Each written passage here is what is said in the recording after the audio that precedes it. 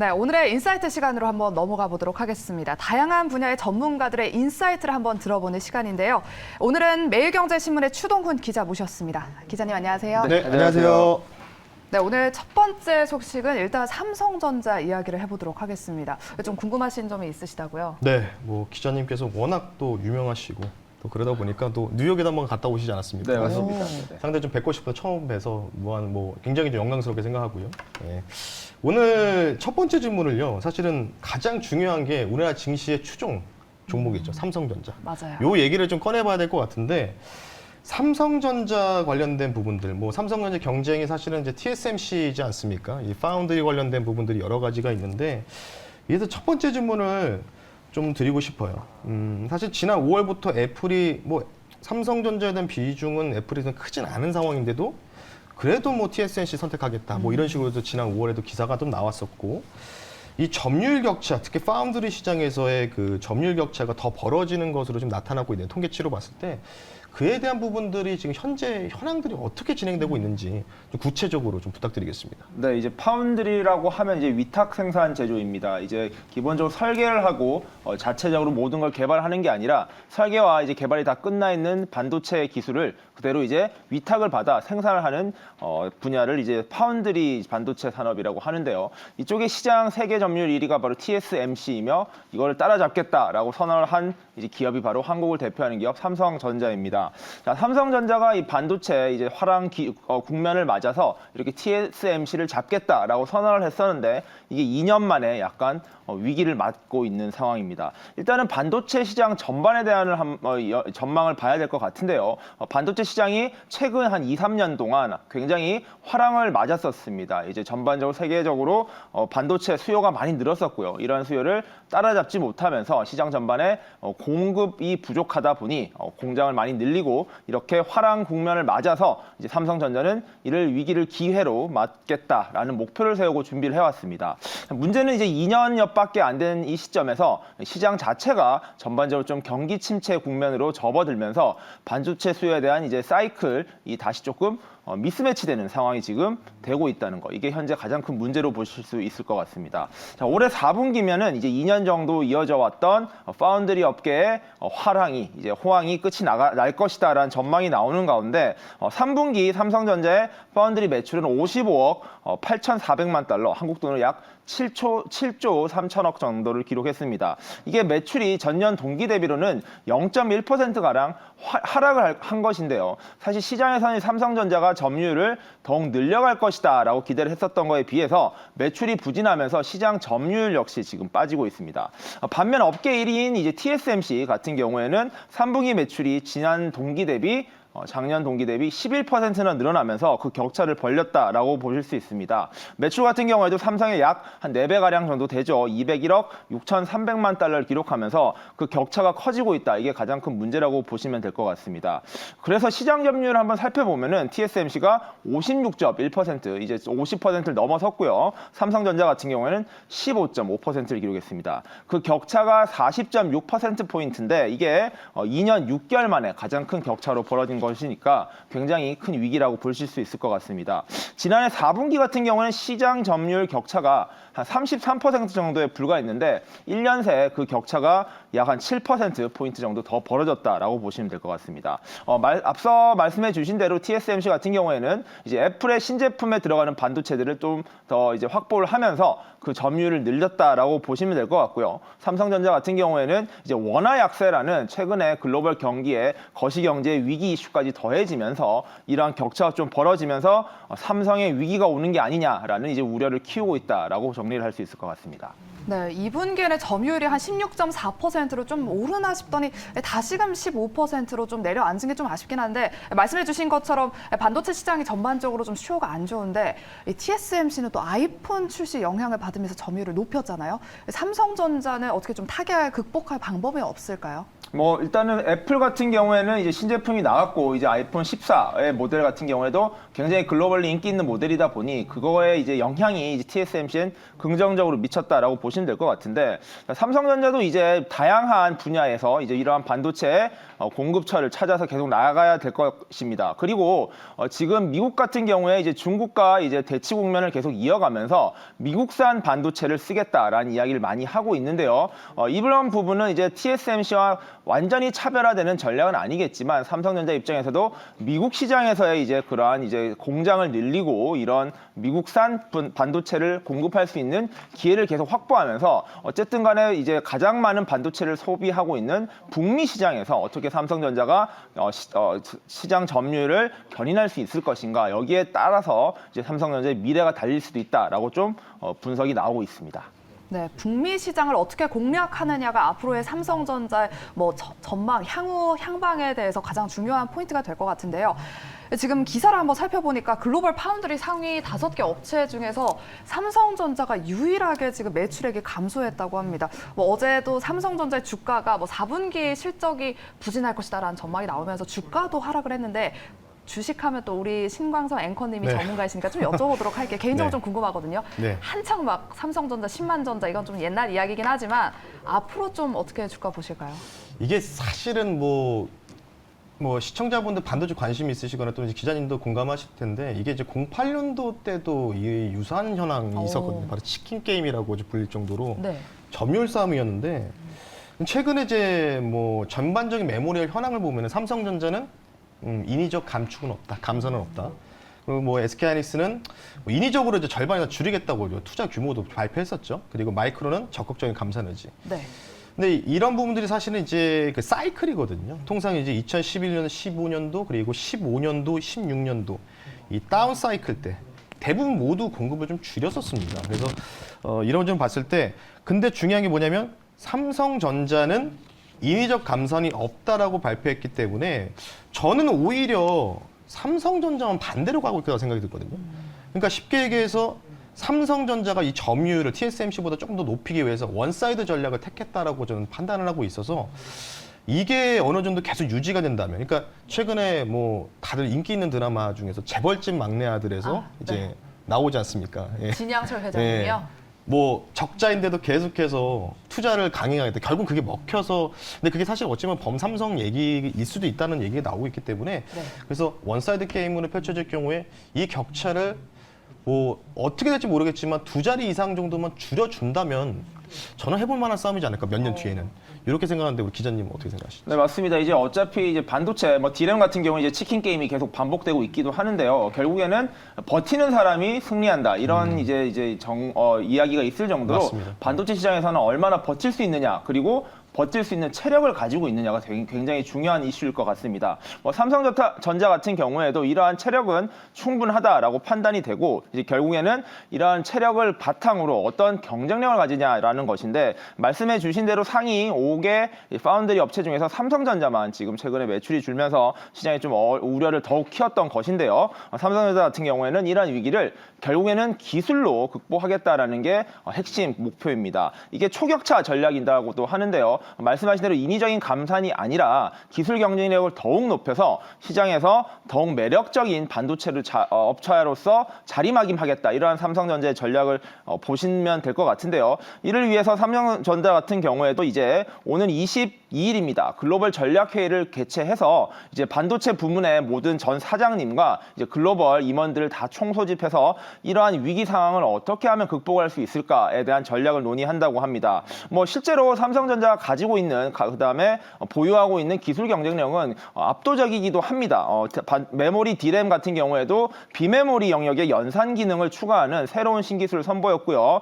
이런 등등의 여러 가지 기술 경쟁력을 가지고 있기 때문에, 뿐만 아니라 삼성전자와 더불어서 SK하이닉스 역시 이러한 기술 경쟁력은 한국 기업들이 선도한다라는 것을 이제 분명히 인식시켜주면서 이런 기술 경쟁력을 바탕으로 북미 시장에서 계속 경쟁력을 키워나가겠다라는 경쟁력 강화 방안을 내놓고 있습니다. 다만 시장에서 우려하는 것은 단순히 이런 삼성과 SK만 하고 있는 게 아니라 TSMC라든지 인텔 같은 글로벌 경쟁사들 역시 이런 시장에서 뒤지지 않겠다, 치킨 게임 같은 이제 치열한 경쟁에 돌입 돌입하더라도 밀리지 않겠다라는 이제 결의를 하고 있기 때문에 과연 이러한 전 세계 시장이 지금 버티기 모드에 들어간 상황에서 삼성전자가 얼마나 어느 정도까지 버텨 나갈지를 좀 예의주시해야 될 것 같습니다.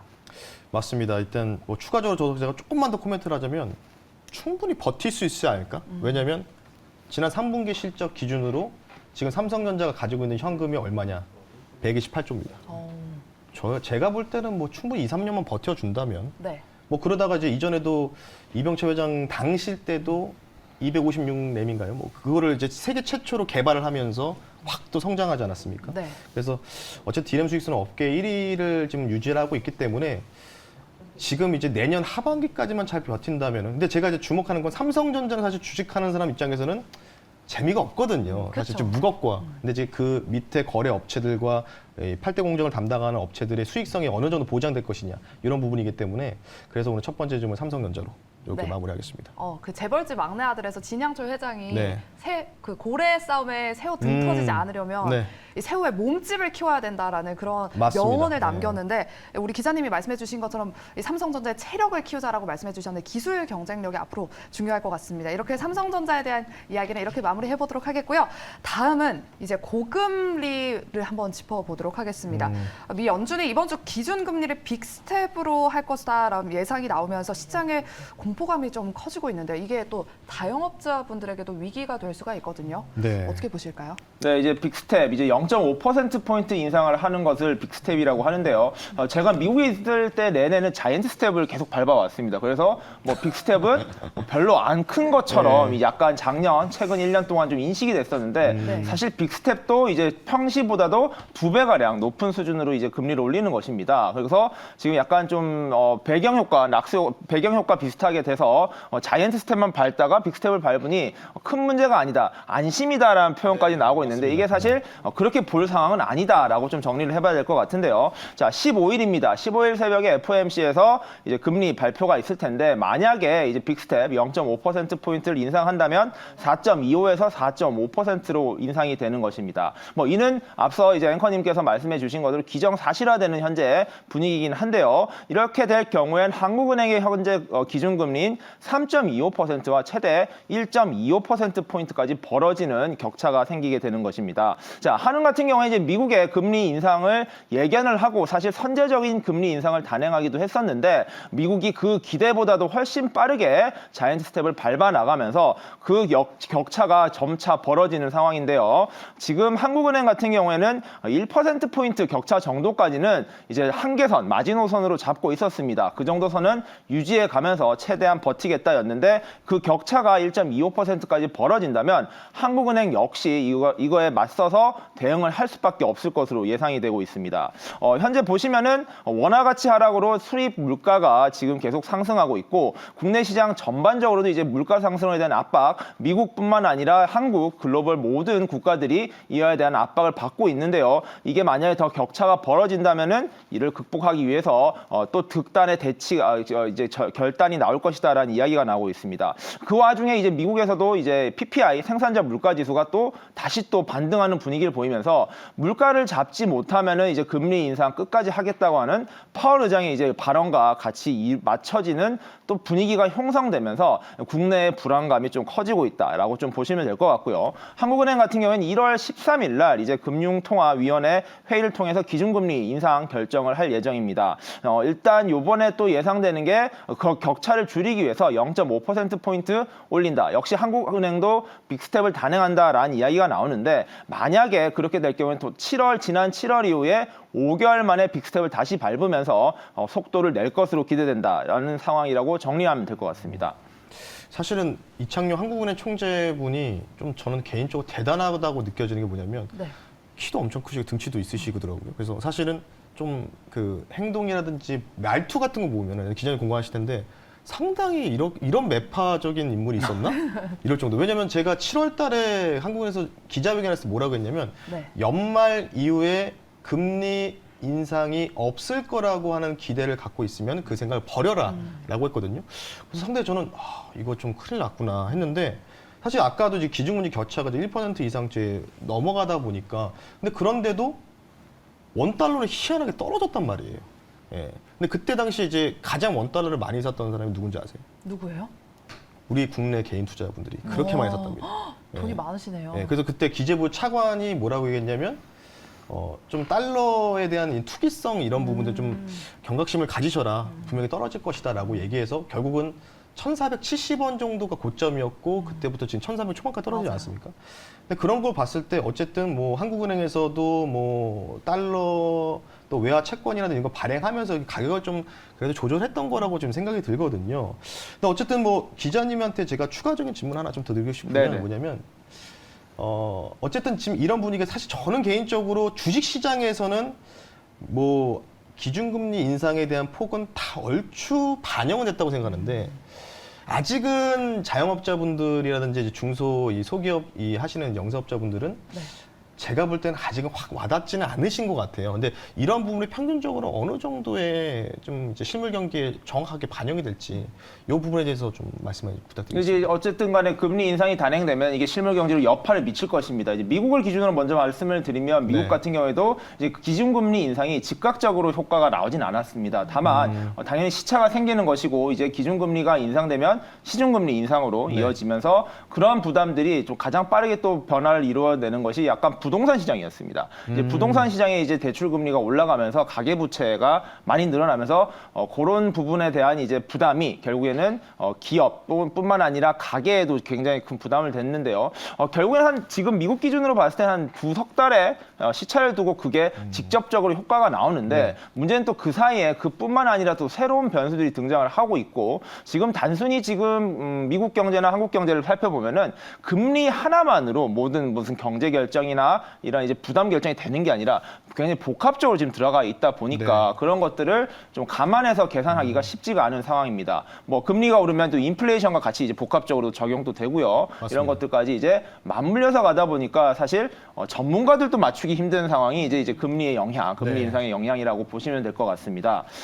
그런 측면에서 보면 이제 중소기업이나 자영업자들이 받는 피해 같은 경우에도 어찌 보면 시중 금융권에 비해서는 약간의 시차를 두고 들어온다고 보시면 될 것 같습니다. 기업에 이제 받는 금리 인상에 대한 여파보다도 이제 가계, 그 다음에 개인들, 소상공인들이 받는 여파가 좀 더 좀 시차가 생긴다라는 것인데 이번에도 만약에 금리 인상이 단행이 되고 한국은행에서도 금리 인상하면은 중소기업이나 이런 데 같은 경우에는 지금 코로나로 계속 누적돼 있는 피해가 있었는데 그런 네. 것들이 계속 적체돼 있는 와중에 또 금리가 또 다시 오르게 되면은 그 여파가 한 몇 달 후까지 또 이제 이어질 수 있다라는 측면에서 지금 주의가 필요하다라는 이야기가 나오는 것입니다.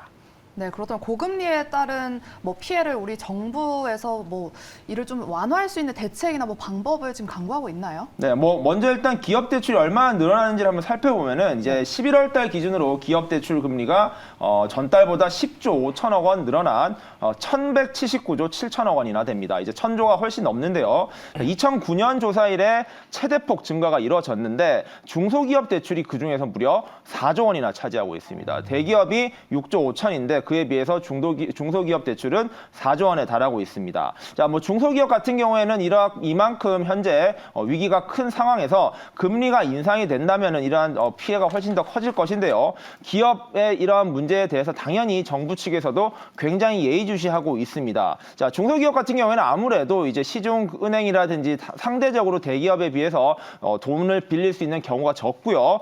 사내 유보금도 상대적으로 부족하기 때문에 이런 위기에 굉장히 취약하기 때문입니다. 중소기업들이 만약에 도산을 하고 자영업자들까지 어려움을 처하게 되면은 이제 실물 경제, 이제 서민 경제 전반이 무너질 수 있기 때문에 한국에서 그리고 중앙 정부에서 우려하는 거는 이제 그러한 이제 중간층, 중산층의 붕괴로 이어질 수 있다. 그렇게 될 경우에는 이제 부동산 문제까지 더불어서 현재 굉장히 큰 경제 위기를 못 막을 수도 있다라는 우려가 되기 때문인데요. 자, 그렇다 보니까 현재 정부와 이제 금융에서는 이러한 대출 금리를 단순히 기준금리가 올린다고 올리는 것이 아니라 조금 대출 금리를 좀 완화해주고 약간 내려달라라는 주문을 했었고요. 현재 시중은행 같은 경우에도 이를 받들어서 당장의 금리 인상은 조금 줄여두고 반대로 금리 인하를 하고 있는 등 이러한 이제 가계부채 그리고 중소기업들의 부담을 줄이기 위한 여러 가지 대책들을 지금부터 강구할 예정입니다. 네, 금방 보니까 지방 건설사의 도산이 우려된다는데 특히나 지방 건설사들이 좀 피해를 많이 받나 봐요. 네, 아무래도 이제 대기업이 중심이 된 이제 중앙에 있는 건설사들, 이제 시중 상위 건설사들 경우에는 어쨌든 간에 지금까지 사업을 해온 영위해온 게 있고요. 그리고 지금까지 또 호황기지 않았습니까? 이제 부동산 시장이 좋았기 때문에 버틸 여력이 있는 것인데 이제 중소기업이나 이제 지방 건설사 같은 경우에는 당장 급한 불을 꺼서 또 그 다음 사업을 하고 그 급한 불을 받아서 꺼야지만 이제 그 다음 걸 할 수 있는데 최근에 급격하게 이제 미분양이 많이 늘어났고요. 시장의 어려움이 커지다 보니까 당장 급한 돈을 못 받아내면서 채무를 이제 해결하지 못하고 그로 인해서 최근에 시중에서도 한 두세 개의 중견 건설사들이 부도를 맞으면서 이제 연쇄 부도에 대한 우려의 목소리도 지금 이슈와 맞물려서 커지고 있다라고 보시면 될 것 같습니다. 네, 정말 금리 문제는 뭐 제 주변 친구들만 봐도 요즘 대출 금리가 너무 올라서 네. 한 달에 뭐 몇십만 원이나 뭐 작은 돈이든 큰 돈이든 이게 나가는 게 부담스럽다라는 이야기를 많이 듣는데 앞으로 여러 대책과 뭐 강구 방안이 나왔으면 좋겠습니다. 이렇게 매일경제신문 추동훈 기자와 이야기 들어봤습니다. 오늘 말씀 고맙습니다. 네, 감사합니다.